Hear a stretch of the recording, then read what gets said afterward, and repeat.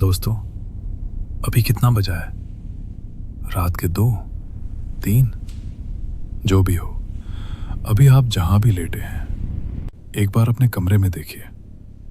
कोई नहीं है ना? बस आप अकेले हैं। अच्छा, तो सुनिए। आज की कहानी किसी भूत की नहीं है। आज की कहानी एक इंसान की है। एक अकेले इंसान की, जो किसी अस्पताल में रात के अंधेरे में किसी का इंतजार कर रहा था। लेकिन जो आया वो नहीं था जिसका उसे इंतजार था। मेरा नाम है आपका मेजबान और आप सुन रहे हैं डर जोन। आज की कहानी का नाम है आखिरी मरीज। ये बात है सन 2020 की। कोरोना का वो दौर जब अस्पताल अस्पताल नहीं रहे थे, वो बन गए थे एक दर्द की फैक्ट्री। लखनऊ के एक सरकारी अस्पताल में रात की ड्यूटी पर थे एक नर्स। नाम था उनका रेहाना। उम्र 30 साल। 3 साल से इसी अस्पताल में काम कर रही थी। रेहाना बहुत थकी हुई थी उस रात। दिन में 12 घंटे काम, रात को भी ड्यूटी।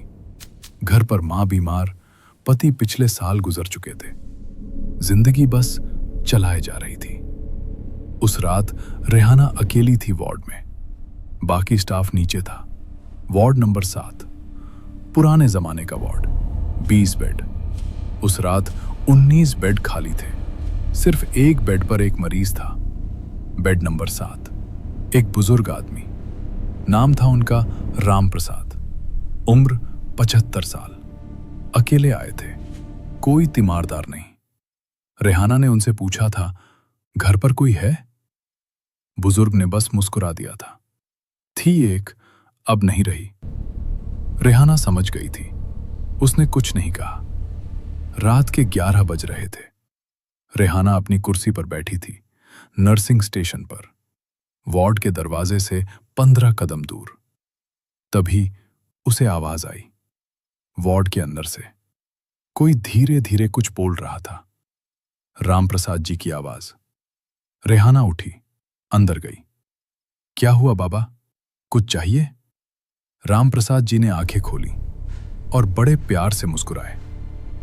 नहीं बेटा, बस अकेला लग रहा था। रेहाना का दिल भर आया। वो थोड़ी देर पास बैठ गई। सो जाइए बाबा, मैं यहीं हूं। राम प्रसाद जी की आंखें बंद हो गई। रेहाना वापस अपनी कुर्सी पर आ गई। रात के 12 बजे मशीन की आवाज आई, लंबी, एक सुर। रेहाना भागी अंदर। राम प्रसाद जी जा चुके थे। रेहाना ने उनका हाथ पकड़ा। ठंडा, आंखें बंद, चेहरे पर वही मुस्कुराहट जैसे किसी से मिलकर आए हों। रेहाना की आंखें भर आईं। उसने उनका हाथ धीरे से रखा और बाहर जाने लगी। तभी उसने देखा, बेड के पास की कुर्सी पर कोई बैठा था। एक औरत, बुजुर्ग, सफेद साड़ी, सिर झुकाए, बेड के पास की कुर्सी पर बैठी हुई। रेहाना रुक गई।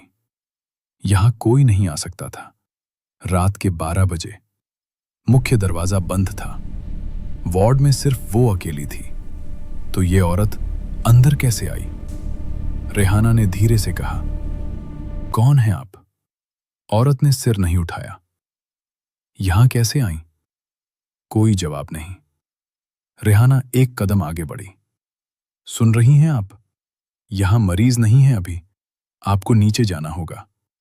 औरत ने धीरे से सिर उठाया और रेहाना की तरफ देखा। रेहाना के पैर जम गए। वो चेहरा रेहाना ने पहले देखा था। अस्पताल की दीवार पर लगी तस्वीर में, राम प्रसाद जी के बेड के ऊपर एक पुरानी तस्वीर, काले और सफेद रंग में, जो राम प्रसाद जी ने खुद लगाई थी।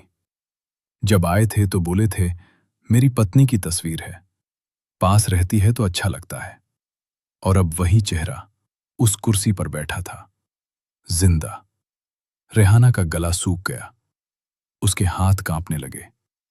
औरत ने एक पल रेहाना को देखा, फिर धीरे से मुड़ी राम प्रसाद जी की तरफ और उनका हाथ थाम लिया। रेहाना की सांस रुक गई, क्योंकि जैसे ही उस औरत ने हाथ थामा, राम प्रसाद जी के चेहरे की मुस्कुराहट और गहरी हो गई। रेहाना खड़ी रही, हिल नहीं सकी। थोड़ी देर बाद उसने धीरे से पीछे देखा। वहां कोई नहीं था, कुर्सी खाली थी, लेकिन राम प्रसाद जी के हाथ पर एक पुराना कंगन था जो पहले नहीं था। रेहाना भागी वार्ड से बाहर, सीढ़ियों की तरफ। लेकिन जब वो सीढ़ियों पर पहुंची, उसने नीचे देखा। सीढ़ियों पर, हर सीढ़ी पर एक पुराना जूता था, बाईं तरफ, नीचे तक, जैसे कोई ऊपर आया हो और जूते उतारता आया हो। रेहाना वापस मुड़ी, वार्ड की तरफ। दरवाजा खुला था, अंदर अंधेरा था, लेकिन उस अंधेरे में बेड नंबर 7 के पास 2 परछाई थी, एक साथ, हाथ में हाथ। रेहाना चीखने वाली थी, तभी लाइट आ गई और परछाई गायब। वार्ड खाली, राम प्रसाद जी का बेड खाली।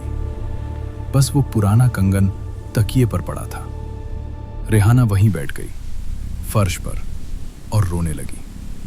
लेकिन वो रोना डर का नहीं था, वो रोना कुछ और था, जो शायद आप भी समझते हैं। अगले दिन रेहाना ने अस्पताल के पुराने रिकॉर्ड खंगाले, राम प्रसाद जी के बारे में।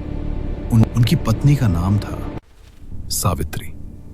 सावित्री की मृत्यु हुई थी ठीक इसी अस्पताल में, इसी वार्ड में, बेड नंबर 7 पर, 20 साल पहले। और उस दिन जो कंगन राम प्रसाद जी के हाथ पर था, वो सावित्री का था, जो उन्होंने 20 साल पहले इसी अस्पताल में छोड़ा था। रेहाना ने वो कंगन उठाया। उसके अंदर खुदा था, राम और सावित्री, और एक तारीख। वो तारीख राम प्रसाद जी की मृत्यु की तारीख से मिलती थी, जैसे पहले से तय था, जैसे कोई इंतजार कर रहा था 20 साल से। दोस्तों, मुझे नहीं पता कि मृत्यु के बाद क्या होता है, कोई नहीं जानता। लेकिन अगर ये कहानी सच है, तो शायद मृत्यु कोई अंत नहीं है। शायद कुछ लोग इंतजार करते हैं, वहां भी जहां हम नहीं जा सकते।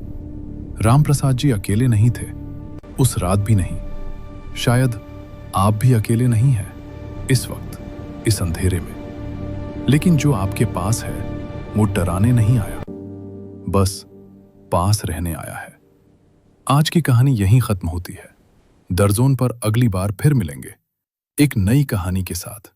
तब तक आंखें बंद करिए और डरिए मत। कभी कभी जो दिखता नहीं, वो भी साथ होता है। शुभ रात्रि।